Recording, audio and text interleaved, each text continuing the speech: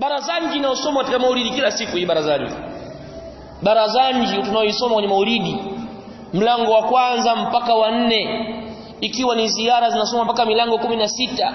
Mlango wa 16 ni mlango wa dua, Allahumma ya basit al-yadayn bil atiya ya man idha rufi'at ilayhi al-akfu 'abdihi kafa ila akhiriha. Hii barazanji inayosoma kwa watu, ndani mule kuna af'al, kuna majoka makubwa, ndani mule kuna kufuru, kuna shirku. Mwandishi anaandika assalamu alayka ya mahi adh-dhunub, amani iwe juu yako Muhammad, ewe mwenye kufuta madhambi. Muhammad yafuta madhambi lini ayu almuslimu? Lini Muhammad yafuta madhambi? Na hii inaitwa ghulubun fi salihin, inaitwa ni kuchupa mipaka kwa waja wema. Yani wao walipofikia daraja la wanapomtazama Muhammad, wapiga maulidi wote wanapomtazama Muhammad wanamnyanyua daraja ambalo Allah hajamuweka. Ndio maana wanafikia mpaka huko, wanamnyanyua mtume alayhi salatu wasalam daraja ambalo Allah subhanahu wa ta'ala hajamuweka hilo daraja. Ndio maana wanafikia wanasema assalamu alayka ya mahi adh-dhunub. Bali mtawaambieni pia, nenda kafungue barazanji mlango wa 3, kafungue barazanji mlango wa 3. Katika ile sura ya kumsifu mtume nasema alipozaliwa mtume alayhi salatu wasalam, wa nataqati bihamlihi kullu dabbatin liquraish bifisahil alsunil arabiyya. Angalia sifa zinazozidi hao, kwamba kipindi mtume anapozaliwa mtume, alipotoka tumboni kwa mama yake tupap, wa nataqati bihamlihi, walizungumza kwa kule kubeba kwake ujauzito, kule kubeba ujauzito mtume akatolewa. Alipotolewa tu walizungumza wote, kullu dabbatin, kila wanyama, liquraishin wa maquraishi bifisahil alsunil arabiyya, kwa lugha fasaha ya Kiarabu. Yani simba, chui, mbuzi, kondoo, nguruwe. Kwa kuzaliwa mtume tu walisema bwana, leo amezaliwa gogo, leo amezaliwa mtume mzuri, leo amezaliwa kiumbe mzuri. Sifa hizi walizokithirisha mpaka wamefikia kumfanya yeye ndiye mfuta madhambi. Kweli wanyama walizungumza wapi? Tena anasema bifisahil alsunil arabiyya, kwa lugha fasaha ya Kiarabu. Simba alizungumza, simba huyu alizungumza, akatoa habari kwamba Muhammad kazaliwa. Chui, nguruwe, wote hawa walisema kwamba Muhammad amezaliwa. Tena lugha alotumia sio lugha ya kwetu ya Kiarabu ya ovyo ovyo, hii haina majururu wala haina marufuu, ni lugha ya Kiarabu fasaha. Simba walizungumza, wakatoa taarifa. Kwa hiyo hili ndio limewapelekea hili la kusifu mpaka wakavuka mipaka, wakamfanya Muhammad kwamba yeye ndiyo mfuta madhambi. Na haya maulidi, mabarazanji wanasoma kila kukicha, mashekhe wanasoma, vijana wadogo wanasoma, wakina mama wanasoma, sijui nani wanasoma. Barazanji inasomwa, lakini ndani ya barazanji humu kuna majoka. Mbona watu hawayaangalii? Mbona haya mambo watu hawayasemi? Mbona hawatoi hii kufuru hii iliyomo humu ndani?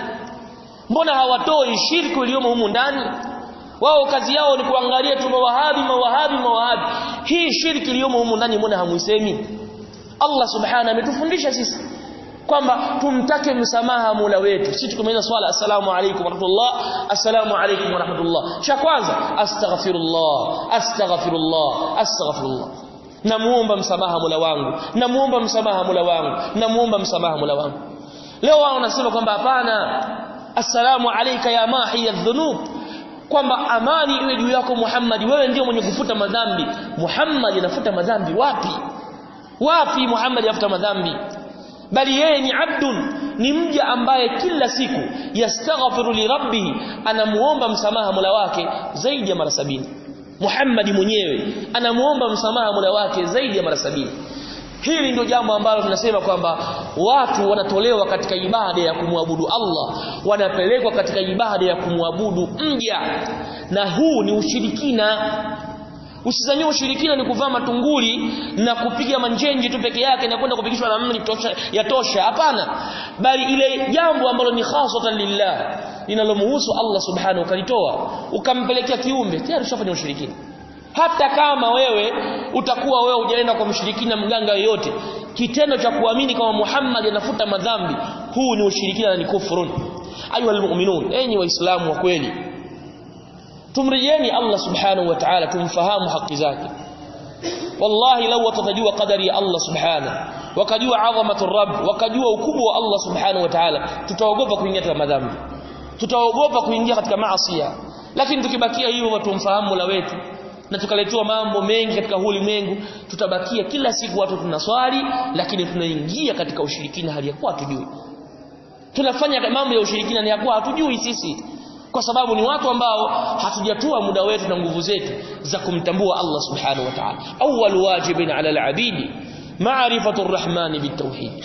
Jambo la mwanzo kwa wanadamu ni kumtambua Allah, na kwa hili mitume wamepigwa, na kwa hili mitume wamegurishwa miji yao, na kwa hili mitume baadhi yao wameuliwa kwa kuwaambia watu tu kwamba muabuduni Allah subhanahu wa ta'ala. Na malizia mfano wa mwisho kuonesha kwamba jambo la tauhidi ni jambo muhimu sana, kwamba hata wale ambao Allah subhanahu hajawabariki, hajawafungulia kupata vizazi, wasikimbilie wapi wala wasianze kuona wamedhulumiwa, wasiende huko, kwamba waende kwa wataalamu wa nyota, angalie nyota ya mke, angalie nyota ya mume, sio angalie siku waliozaliwa, siku waliofunga ndoa ilikuwa ni asubuhi au mchana, labda huna tatizo katika maingiliano ya nyota. Hakuna haja huko. Zakaria, Nabiyullah Zakaria alikaa muda mrefu sana. Inni wahana al'azmu minni washta'ala ar-ra'su shayba. Alikaa muda mrefu mpaka nywele zishaanza kuota mve, hajapata mtoto. Alipotaka mtoto alisemaje? Alipomtaka mtoto alisemaje? Rabbi habli, naam mahufadhi, sheikh, Rabbi habli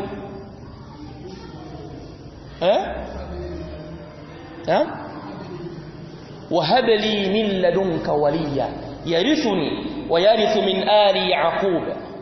Angalia nasema na kuomba Allah subhanahu nijalie mimi mtoto tena waliyan, kipenzi atakaye kuja kunirithi mimi.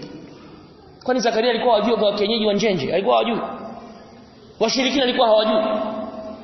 Lakini kamuomba Allah subhanahu, maana yake natuonesha ya kwamba hata yule mwenye kuwajalia watu watoto ni Allah subhanahu wa ta'ala. Hata kwenye hili zito la mapenzi Allah subhanahu ameelekeza wamuombe yeye peke yake, nabii huyu wa Allah subhanahu wa ta'ala. Bali hata Ibrahim alayhi salatu wasalam pia amemuomba Allah subhanahu amjalie watoto, na amekuja kumpa na miaka karibu 80 na kitu, anakuja kumjalia watoto wawili, Ishaq na mwenzake. Allah subhanahu wa ta'ala namuomba tabaraka wa ta'ala ajalie kuwa sisi katika wale wenye kusikia na kutenda, na atujalie kuwa minal mukhlisin. Wa sallallahu ala nabiyyina Muhammadin wa ala alihi wa sahbihi ajma'in, walhamdulillah.